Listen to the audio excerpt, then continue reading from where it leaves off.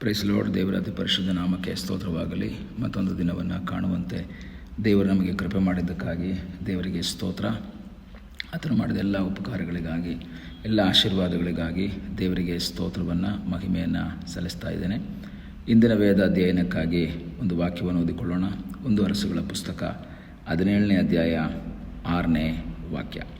ಕಾಗೆಗಳು ಅವನಿಗೆ ಪ್ರಾತಃ ಕಾಲದಲ್ಲಿಯೂ ಸಾಯಂಕಾಲದಲ್ಲಿಯೂ ರೊಟ್ಟಿ, ಮಾಂಸ ಇವುಗಳನ್ನು ತಂದು ಕೊಡುತ್ತಿದ್ದವು.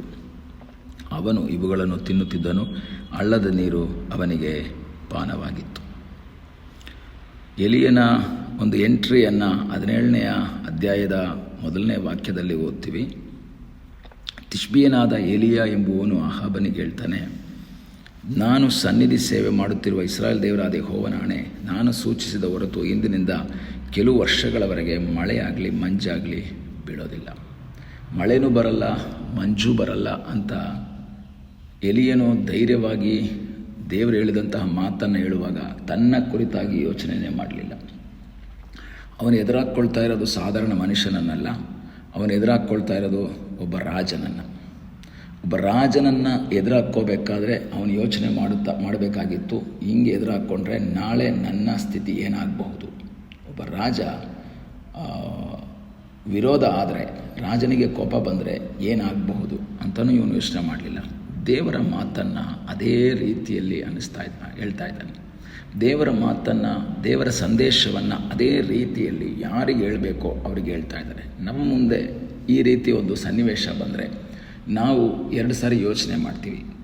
ಅದರ ಪರಿಣಾಮಗಳೇನಾಗಬಹುದು, ಯಾವ ರೀತಿ ಇರಬಹುದು, ಅದರ ಪರಿಣಾಮಗಳು ಯಾವ ಥರ ಬರಬಹುದು ಎಂಬುದಾಗಿ ಯೋಚನೆ ಮಾಡಿಬಿಟ್ಟೆ ನಾವೇನು ಮಾಡ್ತೀವಿ, ಮುಂದೆ ಸ್ಟೆಪ್ ಇಡ್ತೀವಿ. ಆದರೆ ಎಲಿಯ 2 ಮನಸ್ಸು ಯೋಚನೆ ಮಾಡಲಿಲ್ಲ. ಅವನು ಯೋಚನೆಯೇ ಮಾಡಲಿಲ್ಲ, ಏನಾಗಬಹುದು, ಯಾವ ರೀತಿ ಸನ್ನಿವೇಶ ಇರಬಹುದು ಅಂತಲೂ ಯೋಚನೆ ಮಾಡಲಿಲ್ಲ. ದೇವರ ಮಾತನ್ನು ಅದೇ ರೀತಿ ಹೇಳ್ತಾನೆ. ಒಂದು, ರಾಜನನ್ನು ಎದುರಾಕ್ಕೊಳ್ತಾನೆ. ರಾಜ ಕೋಪದಿಂದ ನನ್ನನ್ನು ಸಾಯಿಸ್ಬಿಡ್ತಾನ ಅಂತ ಒಂದು ಯೋಚನೆಗೆ ಅವನಿಲ್ಲ. ಅದೇ ರೀತಿಯಲ್ಲಿ ಬರಗಾಲ, ಮುಂದಿನ ಕೆಲವು ವರ್ಷಗಳು ಬರಗಾಲ ಆದರೆ, ಮಳೆ ಇಲ್ಲ ಮಂಜಿಲ್ಲ ಅಂತ ಹೇಳಿದ್ರೆ ನಾನೇನು ತಿನ್ನೋದು ಅಂತಲೂ ಯೋಚನೆ ಮಾಡಲಿಲ್ಲ.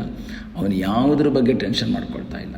ದೇವರು ಹೇಳಿದ್ದನ್ನು ಚಾಚು ತಪ್ಪದೆ ಅವನು ಫಾಲೋ ಮಾಡ್ತಾ ಇದ್ದಾನೆ. ಈ ದಿವಸ ನಮ್ಮ ಸಂಗಡ ದೇವರು ಈ ವಾಕ್ಯದ ಮೂಲಕ ಹೇಳೋದೇನೆಂದರೆ, ದೇವರೊಂದು ಮಾತನ್ನು ಹೇಳಿದ್ರೆ ಅದನ್ನು ಫಾಲೋ ಮಾಡೋಕ್ಕೆ ನಾವು ತಯಾರಾಗಬೇಕು, ಅದನ್ನು ಅನುಸರಿಸುವುದಕ್ಕೆ ನಾವು ತಯಾರಾಗಬೇಕು. ಯಾವಾಗ ದೇವರ ಮಾತಿಗೆ ನಾವು ವಿಧೇಯರಾಗ್ತೀವೋ, ದೇವರು ಹೇಳಿದ್ದನ್ನು ನಾವು ಅನುಸರಿಸುವುದಕ್ಕೆ ತಯಾರಾಗ್ತೀವೋ, ನಮ್ಮ ಕಾರ್ಯಗಳನ್ನು ನೋಡಿಕೊಳ್ಳುವಂತಹ ಒಬ್ಬ ದೇವರಿದ್ದಾನೆ.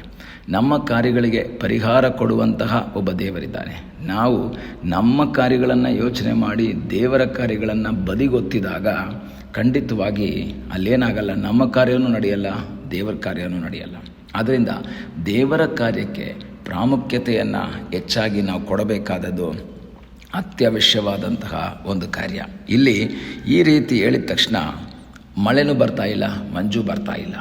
ಈಗ ದೇವರು ತನ್ನ ಮಾತನ್ನು ಹೇಳಿ ಮುಗಿಸಿದ ನಂತರ ಏಲಿಯನನ್ನು ಕೈ ಬಿಡಲಿಲ್ಲ. ಏಲಿಯನಿಗೆ ದೇವರು ಮತ್ತೆ ಮಾತಾಡ್ತಾ ಇದ್ದಾರೆ, ನೀನು ಈ ಸ್ಥಳವನ್ನು ಬಿಟ್ಟು ಪೂರ್ವ ದಿಕ್ಕಿಗೆ ಹೋಗಿ ಯೋರ್ದಾನ್ ಹೊಳೆಯ ಆಚೆಯಲ್ಲಿರುವಂತಹ ಕೆರೀತ ಹಳ್ಳದಲ್ಲಿ ಅಡಗಿಕೊ, ಅಲ್ಲಿ ಬಚ್ಚಿಟ್ಕೋ. ಯಾಕೆಂದರೆ ಈ ರೀತಿ ಹೇಳಿದ್ರಿಂದ ಸನ್ನಿವೇಶ ಪ್ರತಿಕೂಲವಾಗುವಾಗ ಎಲಿಯನನ್ನು ಕೊಲ್ಲುವುದಕ್ಕಾಗಿ ಅಹಾಬ ಪ್ರಯತ್ನ ಮಾಡ್ತಾನೆ. ಅಥವಾ ಊರಿನ ಜನನೇ ಏನು ಮಾಡ್ಬೋದು, ಇವನನ್ನು ಕಲ್ಲೆಸಿಬೋದು. ನೀನೇ ಇಷ್ಟೆಲ್ಲ ಹೇಳ್ಬಿಟ್ಟು ನಮಗೆ ನೀರಿಲ್ದಲೆ ಮಾಡಿದ್ಯಾ ಅಂತ.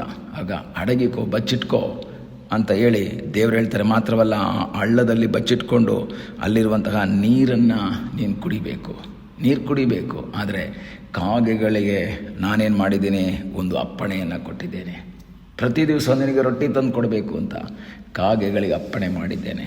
ಈ ದಿವಸ ನನ್ನ ಮಾತನ್ನು ಕೇಳುವಂತಹ ದೇವರ ಮಕ್ಕಳೇ, ನಮ್ಮ ಜೀವಿತದಲ್ಲಿ ನೀವು ದೇವರ ಮಾತಿಗೆ ವಿಧೇಯರಾಗುವುದಾದರೆ ನಿಮ್ಮ ಕಾರ್ಯಗಳನ್ನು ನೋಡ್ಕೊಳ್ಳೋದಕ್ಕೆ ದೇವರು ಶಕ್ತನಾಗಿದ್ದಾನೆ.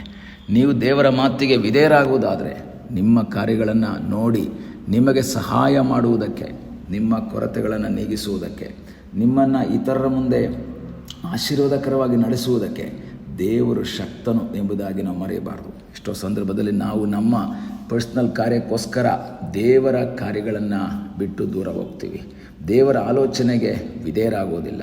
ಆದರೆ ದೇವರ ಆಲೋಚನೆಗೆ ನೀವು ವಿಧೇಯರಾಗುವುದಾದರೆ ದೇವರು ತಾನೇ ನಮ್ಮ ಜೀವಿತದಲ್ಲಿ ಅದ್ಭುತವನ್ನು ಮಾಡುವ ಸರ್ವಶಕ್ತನಾಗಿದ್ದಾನೆ. ಕಾಗೆಗಳಿಗೆ ಆಜ್ಞಾಪನೆ ಮಾಡಿದ್ದಾರೆ ಅಂತ ಹೇಳಿದ್ರು, ಅವನು ಯೆಹೋವನ ಅಪ್ಪಣೆಯಂತೆ ಹೋಗಿ ಕೆರೆ ತಳ್ಳದಲ್ಲಿ ವಾಸಿಸಿದನು. ಕಾಗೆಗಳು ಅವನಿಗೆ ಪ್ರಾತಃ ಕಾಲದಲ್ಲಿಯೂ ಸಾಯಂಕಾಲದಲ್ಲಿಯೂ ರೊಟ್ಟಿ, ಮಾಂಸ ಇವುಗಳನ್ನು ತಂದು ಕೊಡ್ತಾ ಇದ್ದವು.